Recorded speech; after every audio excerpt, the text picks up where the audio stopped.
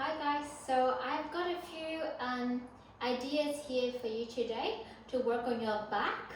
A lot of people find their chest like always rounded forward or the shoulders rounded forward, have a little hunchback, and they really want to open up this area.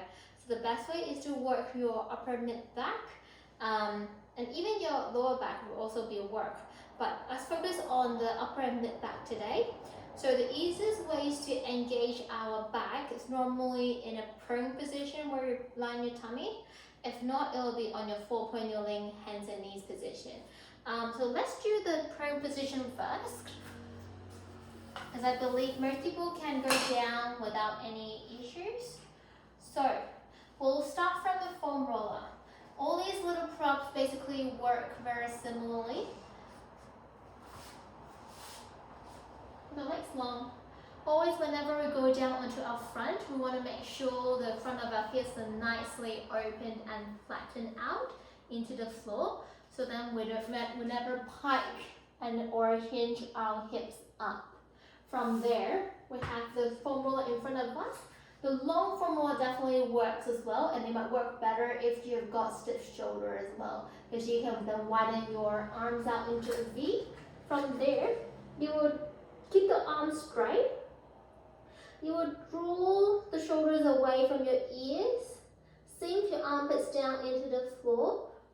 Press the foam roller down with the outer blade of your hands.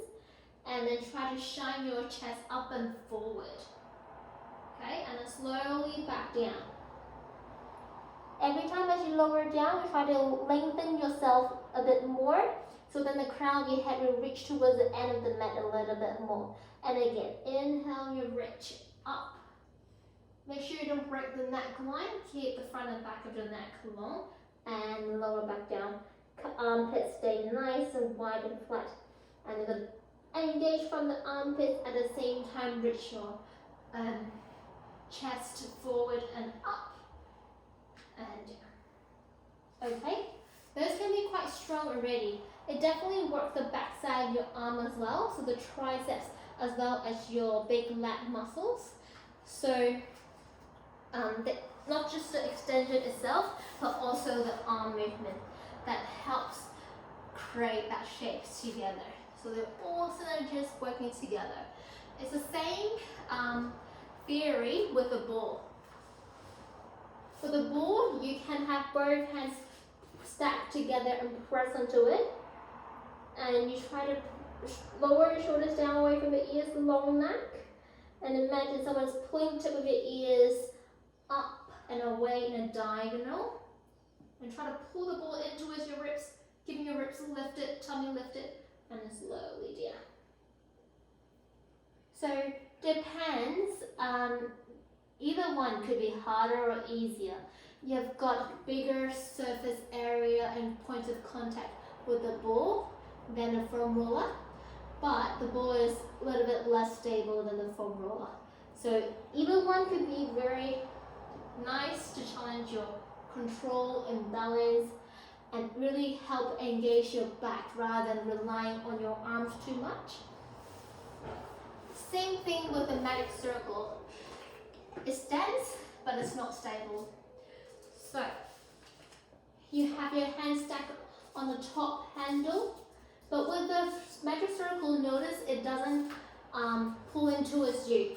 So all you're going to do is, you have got this circle propping your arms up, and as much as you can try to sink your chest and your forehead down into the floor. You feel a very deep stretch opening up your armpits. When you press the magic circle down, that's when you shine your chest up and forward. So you still want to elongate your neck as much as you can before you press up. Yeah? So then you have got a little bit less retraction on the shoulder blade if you use a magic circle. But you still get that feedback with the pressing down of the circle. It's still going to engage your armpits and actually you've got more range because of how high the circle is standing on the floor. Okay. I would say if you have got stiff shoulder or tight shoulder to start with, go for a long foam roller so that you can have your arms out wide. And then you might want to go for the ball, because then your arms will be right here, squeezing in towards your ears.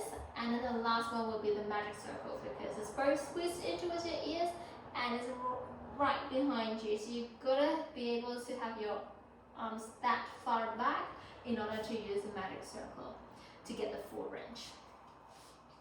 With these guys here, they are the gliders. So it's the same. So I'll just perform this in a child pose position. For example, for people like me who can't really be on my tummy for long because of pregnancy or because of the bump here, you can do it everything exactly the same, but just in a child pose. So I'm going to angle it here so you can see me. You can glide the gliders out, sink your chest down, try to open up and soften everything into the floor. And then when you pull the gliders in, that's when you shine your chest forward. Yeah, I'm just crawling my upper body up instead of my whole tummy coming up. So my tummy stay, if you have your mat, if you're lying on your front, your tummy stay lifted but flat down to the floor, and just try to open up the sternum here. Try to stretch out your sternum, stretch out the bra bit or the top of your shirt, top half of your shirt. So you go sink down, inhale, forward. Same thing, keeping neck long. Yeah. Okay.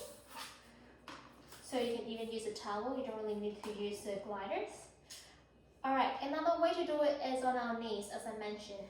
So you go onto your hands and knees. But the bad thing, one of the cons to do it on your hands and knees would be you can only do one arm at a time. You can definitely hold on some weights and do your tricep extension here.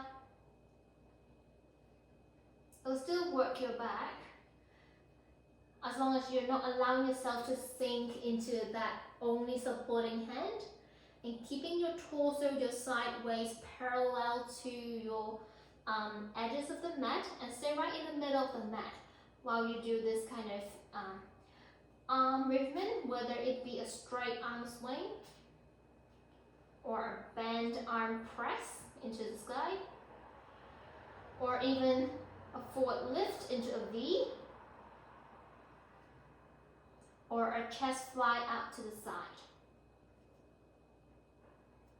There's a tiny bit more focus on the arms, because if you're holding a weight at the same time, the horizontal distance is going very far away from you, so you will work also your triceps, the back of your arms quite a lot.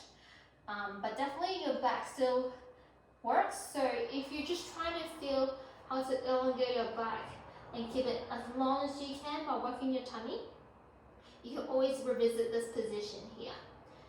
And even just think of lengthening out your back and pressing your whole back into the ceiling helps. Yes, so that's one of the options here. Obviously, you can also do it on your forearm if you have got any wrist issue or carpal tunnel syndrome.